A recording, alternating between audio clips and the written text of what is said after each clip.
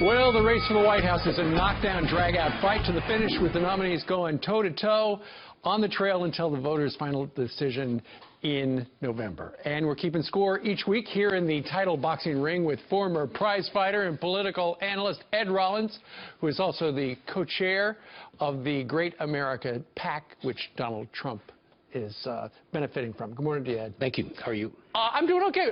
What'd you make of the commander-in-chief forum last night over on NBC? Well, obviously she knows the substance and policy, but she stumbled. I didn't think she did particularly well, and Trump, who is viewed as not knowing the substance and policy, I thought did very well. What'd you think of Matt Lauer grilling her for 7 minutes in a row on email? You know, it was certainly out of the mainstream media stereotype, and I thought to a certain extent, you know, he did an effective job.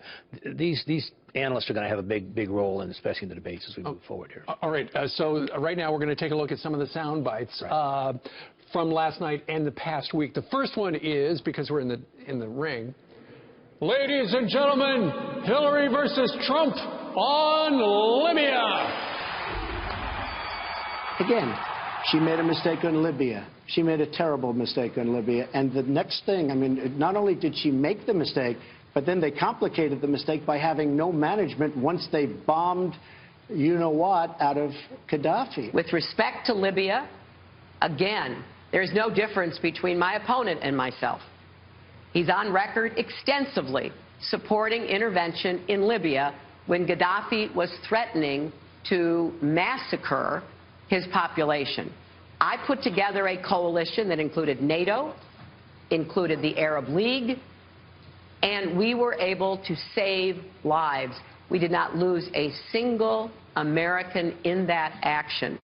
Okay, Rocky Rollins, who won that round? Trump killed her in that one. Libya, I think, is her biggest mistake, and the fact that he basically may have supported the position as an outsider. She made the decision. She didn't have a management plan to do it. She talks about never losing American lives. There's a chaos, and thousands of lives have been lost since then. Yeah, I can think of 4 American lives in particular in Benghazi. Right, and it's one of the biggest disasters she's had is foreign policy. So clearly that's his round. Okay, that one goes to Trump.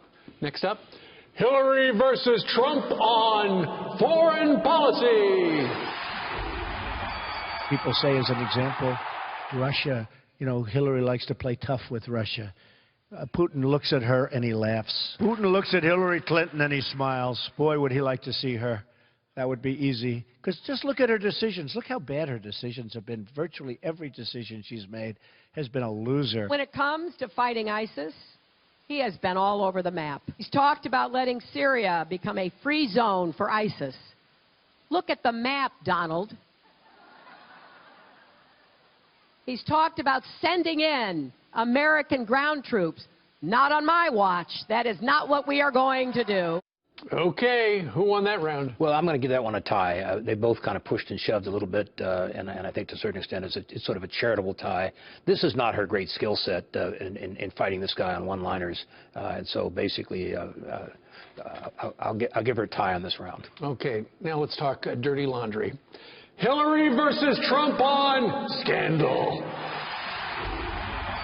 The list goes on and on. The scams, the frauds, the questionable relationships, the business activities that have stiffed workers. He clearly has something to hide. And if he's going to pursue this campaign, he owes it to the American people to come clean and release those tax returns. People who have nothing to hide don't smash phones with hammers. They don't. People who have nothing to hide don't bleach. Nobody's ever heard of it. Don't bleach their emails or destroy evidence to keep it from being publicly archived as required under federal law. Rocky, who wins that round? Well, Smash and Bleach obviously wins this round. She clearly has covered up on a lot of things, in the emails in particular, and I think he nails her pretty hard on this one. You know, her challenges challenges to him are kind of vague, so I definitely give him this one, which gives 2 rounds to 1. That's right. So it's a split decision. Going into the first debate a couple of weeks away, what's your advice to him? My advice to him is basically have several good one-liners, be respectful of her, and basically not be intimidated. And he's never been intimidated before, so he'll dominate the night, I'm pretty sure. All right. Thank you. Rocky, thank you very much. We'll see you next week.